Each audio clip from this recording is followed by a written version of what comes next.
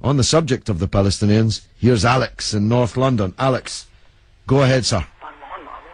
Hi George, I'm calling from North London. I've been listening to you for 3 months now. Okay. Never had the chance to speak to you. Okay. But I was just calling on. I was listening to you a couple of nights ago, and you were talking to these people, and they were saying that Israel, the Jews, did not have the right to gain Israel from the Palestinians. And I was just saying, throughout history, the Jews have been persecuted, obviously, from the Holocaust, and we were granted Israel as a result of this. And I feel that... granted by whom?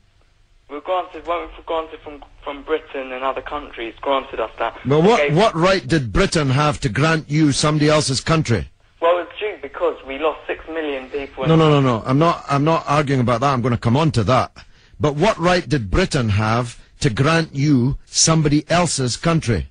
We had the right because we lost 6 million people and we did not have a home. Well, yeah, I'm going to ask you for a third time. What right did Britain have to grant you somebody else's country? Well, they didn't. Well, they were giving us the right because it was they were basically gave us because of the. But they gave you somebody else's country. That's the point I'm making, Alex. Can you deal with it? Yeah, but the Jews have had to have also had to. They've dealt with it throughout history. Well, Alex, I don't know if you came on with a script and you can't deviate from it. Can you please answer that point? And we'll come to the Holocaust and who was responsible for it and who should have paid and what they should have paid for it. But given that you've said Britain granted you, and you're presumably saying you because you're Jewish, somebody else's country, I'm asking you, what right did Britain have to grant you somebody else's country? Britain, you could say they didn't have a right, but they came in and dealt with us and with the Jews having lost all these lives, and they basically granted us this land. Okay. Well, I see I'm getting nowhere on this, Alex, so let me deal with your overarching point. Maybe you're just not equipped to deal with the principal point that I have made.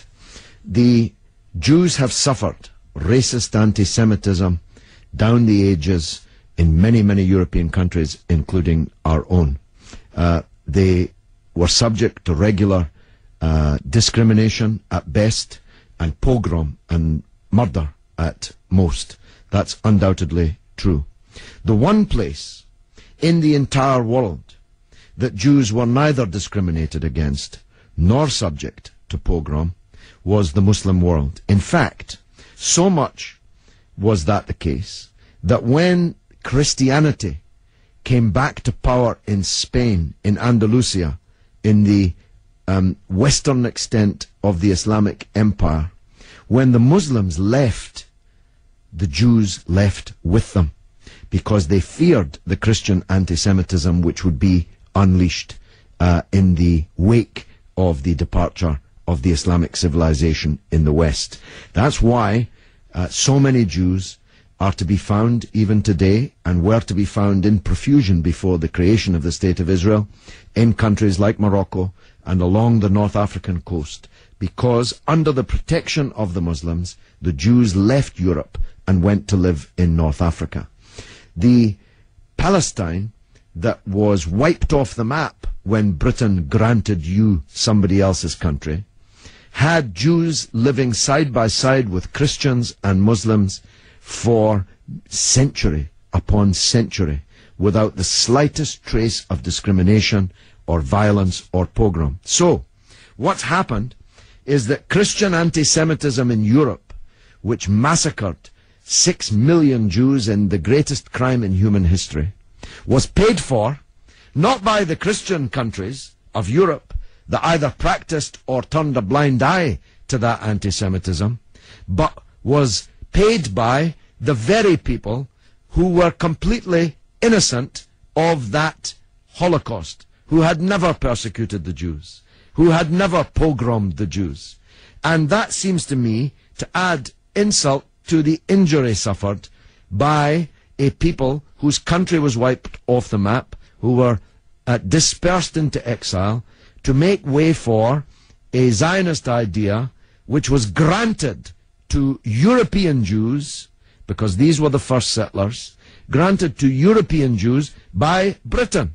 And as you have singularly failed, 4 times I asked you, to acknowledge that Britain had no right to give away somebody else's country, one country giving to a second people the land that actually belonged to a third people, it seems to me an all-round injustice, don't you think, Alex? Yeah, I agree that they didn't so much have the right, but they were stepping in after the Holocaust to grant it to the Jews. But it was long before the Holocaust that Britain stepped in. Britain stepped in 1917 with the Balfour Declaration made by the British Minister Balfour on our behalf to a group of atheistic Zionist Jews. I make the point about atheism because it's now claimed that this is some biblical land right, as if God was an estate agent. The men to whom Israel was promised were atheistic Jews. They were not only not speaking for all Jews, they represented at that time in 1917 a tiny proportion of the world's Jews. Most of the world's Jews supported communist or socialist parties and ideas at that time.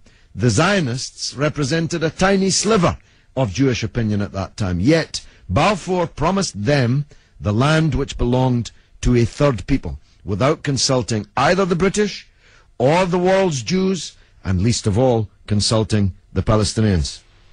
Okay, well, thanks very much for talking. Okay, Alex, thanks for listening, my friend.